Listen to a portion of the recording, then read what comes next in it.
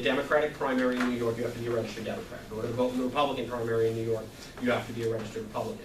That's not the case in a lot of places, right? New Hampshire has a system where Republicans vote in Republican primaries, Democrats vote in Democratic primaries, and unaffiliated voters can go wherever they want. In South Carolina, you can vote in whatever you want. If there's no Republican primary, Republicans can vote in the Democratic primary at the end of the month. You know, so election laws are like snowflakes. They're all different and special in their own way. Okay, listen, don't shoot me, everyone. There are two women here, like this woman, Robin Ticker, and there's another woman who has a great deal. It doesn't matter if you don't have background on who's running. I mean, Brooklyn has been hijacked with a lot of, I'm sorry, very anti-Semitic representatives in Brooklyn. We don't know how they became part of the elected, but you know, all of a sudden there are people, you know, Dawn, please come to the adult reference desk. Dawn to the adult reference desk. Okay, so women like Robin Ticker has a tremendous amount of information about people who are running or what they're supporting. And before you can talk about voting for this, voting that, I'm sorry, I'm slow, I don't understand it. I want to know about these candidates. Who are they standing for? All of a sudden we have these candidates like Linda Soros has taken over Brooklyn. So, you know, so now it doesn't matter. We got to know who these candidates, this woman over here, I spoke to her. Let them answer. So the Board of Election does not do, we do not do publications on candidates, right? How do we get that out there? That's not our role. Our role is specifically ministerial in the sense that we register you, we provide your ballots, we provide your voting locations, we provide a day or days now for you to vote, locations for you to do that, and then we count them. We do not get into the business of saying who stands for what, who doesn't stand for what, or giving people platforms to do that. That's not our role. There are non-for-profit organizations, news outlets, and other agencies in the city, right? The Campaign Finance Board does that for local elections, but that's not something that we do. But to your point, I'll say this, that being actively engaged is vitally important to the democratic process overall. And the best way to get engaged is to get educated on the process and on the candidates. And making informed decisions on your vote are important. And so, you know, if you're saying, if your question is, should there be more mechanisms for people to engage with people running for office? Sure, there should be. I don't necessarily think the Board of Elections is the best place for them to do that.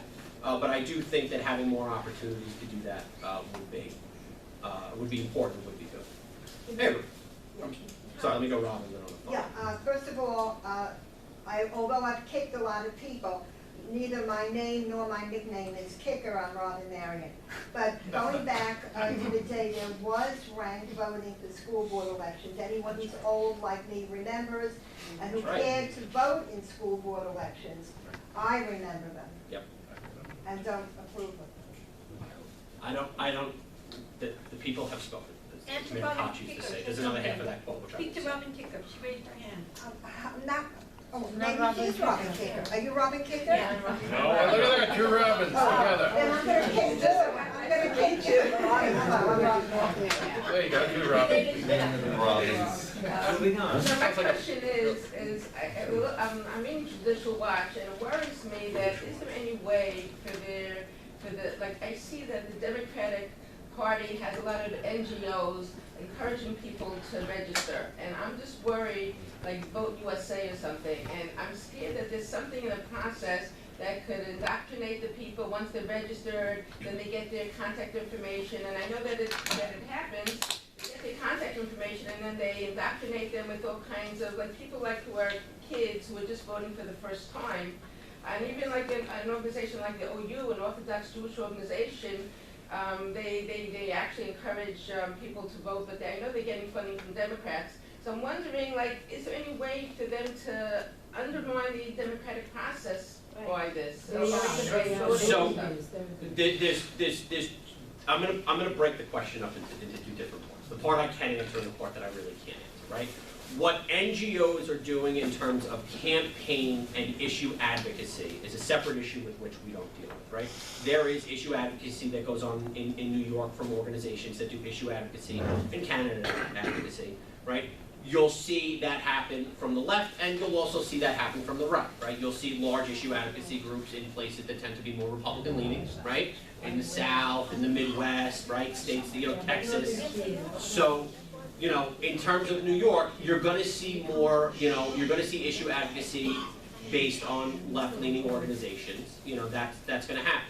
Listen, in Kings County, Democrats outnumber Republicans 10-1, right? That is just the statistical fact of the registration rolls. So, I think to the terms of registering people, whether they be Republicans or not, and doing that, I think is vitally important to any candidate or any organization that wants to advocate on behalf of an issue.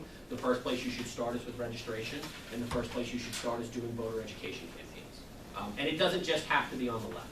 As for the issue of the safety and security of the election, right, which is a topic that comes up all the time. New York City's election system, in my opinion, is fairly comprehensively protected. And the reason why it is because all of you show up on election day, you're given a paper ballot, and you fill that ballot out, and that ballot goes into a scanner.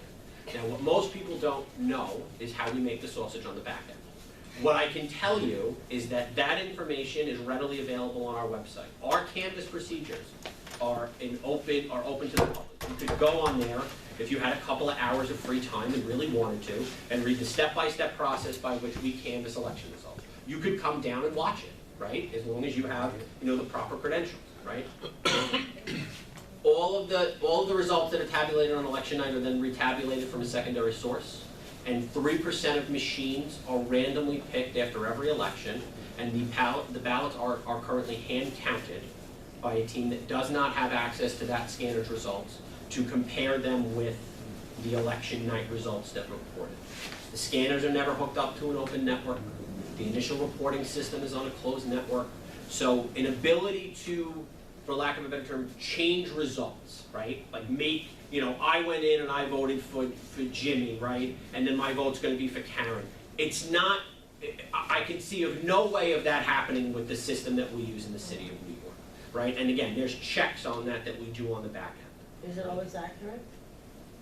Yeah, I mean, what do you mean by that? Like, is the results always accurate? The 3% that are chosen. Yeah, oh yeah. If it's not, so if it doesn't, there's. What if it doesn't match? Then we go to a 5%, and then we go to a 7%, and then we go to a 15, 30, and 100%, right? There will occasionally be statistical anomalies when machines report results, right? It happens, right? The bubble wasn't bubbled in all the way, right? But the question is there an issue with the machinery, or is there something else? And as far as I'm aware, since we've instituted this system, we've never had a problem of that nature. The one other thing I want to add, and some of you may know it, is that if a result is close, if a result is within 1/2 of 1%, right? And we saw this in Queens last year for those of you that may know about it. We go to a hand tallyable ballot. So we break everything open, we pull everything out, and bipartisan teams legitimately sit there and count every single ballot that was voted by hand. It's watched by lawyers from both campaign representatives. If you have a chance, if you have access to New York One, Google some of this stuff. You'll see the Queens headquarters. They had 15 tables lined up. They had lawyers at the end of each table watching every single ballot. It's something to see, especially for a borough-wide. I mean, there's a lot of votes in that race, and they turn that over in Queens pretty quickly. Sure. In Florida, there was a situation where the votes were tallied and the wrong person won, so the Board of Elections in Florida decided, well, we need more votes for the right person. And we can do that now because the election doesn't finish at the election day. So, okay, I'm glad you bring that up. No results are accessible for early voting until after, in terms of us, right? We do not, you will get reports of how many people voted from us, right? We do not release who they are. We do not release vote counts at all. That stuff is inside the machines, for lack of a better term, right? Until Tuesday night. So me, as the chief clerk of the Kings County Board of Elections, could not tell you how many people voted at James Madison High School, right? I can tell you how many people voted at James Madison High School, right? But that's because of the check-in process. I couldn't tell you how many votes candidate A or candidate B got until we get into Tuesday. And realistically, I can't tell anybody who won an election until 3 weeks later. But I thought I heard you say you were allowing votes until Sunday, the following Sunday after Tuesday.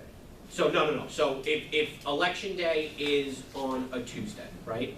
Early voting goes from 2 Saturdays before election day to the Sunday before election day, right? So it's 9 days. So then we don't have voting on the Monday, and then election day is the Tuesday.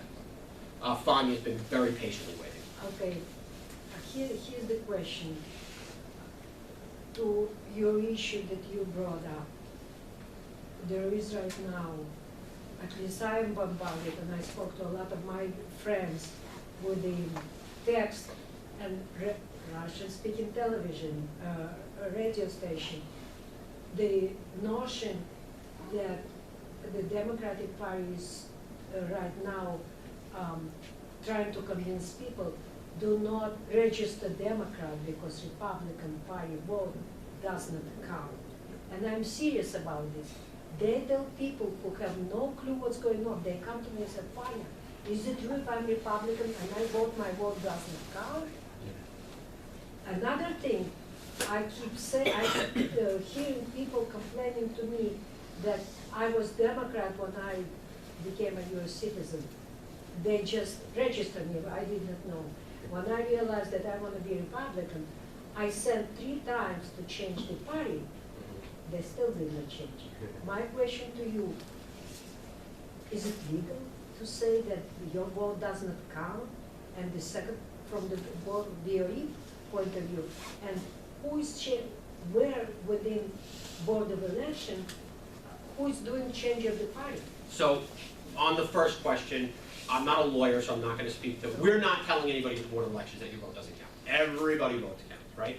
There has been a long-standing argument in New York State, which goes back to when my parents, were registering to vote, and my father's going to be, my father's in his 80s, which is that if you really want to vote and make a vote count in New York, you register as a Democrat because decisions are made on the primaries, okay? And that's been a long-standing argument for the Democratic Party for 30, 40 years. Right? That that's been a recruiting tactic that they have used. Right? That's not an official position of any government agency, but it's a talking point that Democratic Party's used for a long time. Okay? I have seen Democratic primaries that have been razor thin. I have seen Republican primaries that have been razor thin. We have seen Republicans elected in Brooklyn.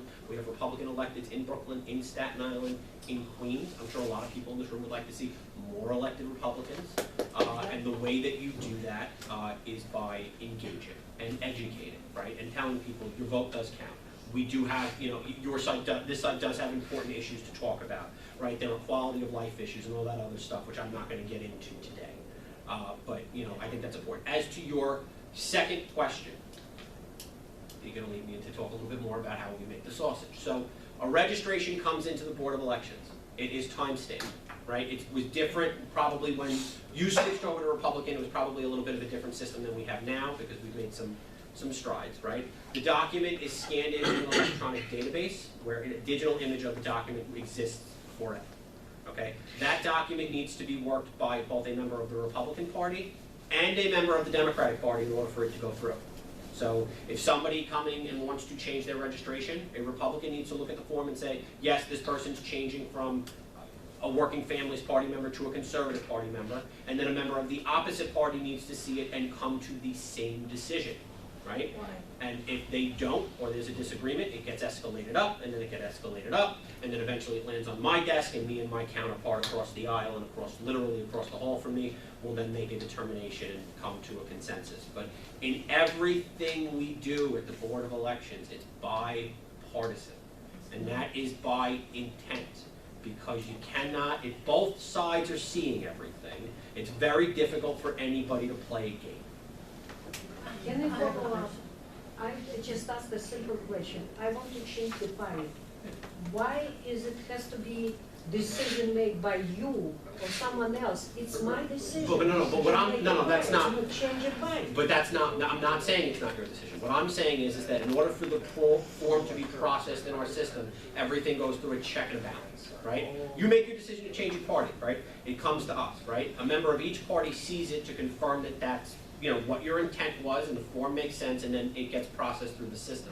It wasn't to say that that's not your decision. It is your decision. I was merely pointing out the fact that there are checks built into the system to avoid, I'm a Brooklyn kid, anything fugazi going on. Go ahead, sir. Two questions. First, you said that the Board of Elections plays no role in educating people about the candidates. I know I've gotten a number of times flyers published by the Board of Elections that actually list each candidate's picture and a little statement that they submit. That's not us. Well, That's the Campaign Finance Board, which is an arm of City Hall. That's a it's separate. from City Hall. I want to be clear, right? The Board of Elections sends out an annual mail piece, which you will get sometime in the next probably 6 to 8 weeks, right? Which will have that voter card that we do, and it lists your poll site and your ED and AD. That comes from us. The big magazine that you're talking Yeah. about does not come from us. Oh, That's really? done from, yes, that is done from the Campaign Finance Board. There have been issues in the past with information published on that magazine not matching what the Board of Elections records are. I think that some people may consider that a very useful tool for learning about candidates, and that's fine. I strongly urge you to check with us, the Board of Elections in the City of New York, to confirm your polling place before Election Day. We are the keeper of that information, nobody else. The second thing I wanted to ask you about, I understand there's a bill up in Albany, I don't know if it passed or not, where they are looking to change the status of third parties, reduce their ability to get on ballots. I don't know very much about it, I'm very curious about what's happening. So I can't speak at length about that because I'm not as up on that as I should be. My understanding is that that does not go into effect for a couple of years. So I can't speak to too specifics. I can say that they did change the threshold. They didn't. It wasn't about third parties as they put it, but the general consensus has been that it is about third parties. So essentially, what it is it takes the threshold. Right now, in order to qualify as an established party, where the party appears on a registration form, right? And you get all sorts of other stuff that goes with that. Every time the governor runs, you need to get 50,000 votes. If you hit that 50,000 vote mark, you're an established party. They have upped that number. I cannot speak with clarity about what that number is. I can tell you anecdotally the news reports I've read and the responses from some of those third parties believe that it will end their ability to exist. But I can't, I'm not equipped to talk about that. From what I understand is that Cuomo, everything's Cuomo de Blasio, the both same area, but they changed the law in terms of illegals getting the licenses and automatically being, registered to vote. And that quote unquote, it's, anonymous opt-out, okay, which is very disturbing because that means that these guys that are not even legal in our city will actually go vote. So the green light bill is my understanding of the license bill, and that has passed and that is law. As to this day, and that allows for non-citizens and illegal immigrants to get a license, right? That's got absolutely nothing to do with me. I work for the DMV. That's not on us, right? There is at this point in time there is no automatic voter registration law passed through both houses in New York. In New York State, they did talk about it last year. It did make its way through last year. They then realized in the legislation that there was a massive problem by which I think one of the agencies would have been forced to register illegal immigrants, right? And they pulled the bill back last year, right, to try to correct that. I have not seen a version of this bill that's passed both houses this year. I'm not sure if it's passed either house, to be perfectly honest with you. I don't believe it has. It might have passed the Senate, but I can't confirm that. But I'm not aware of any version that's made its way through the Assembly. Great. So why is that we're not checking the people as citizens? Well, so that's not true, okay, and that's something separate, right? There is a process inside the agency whereby, in order to register to vote, right, you need to do two things, right? You need to check a box that says, I am a citizen, So right? I can say. And you need to sign at the bottom of that box that says, if I make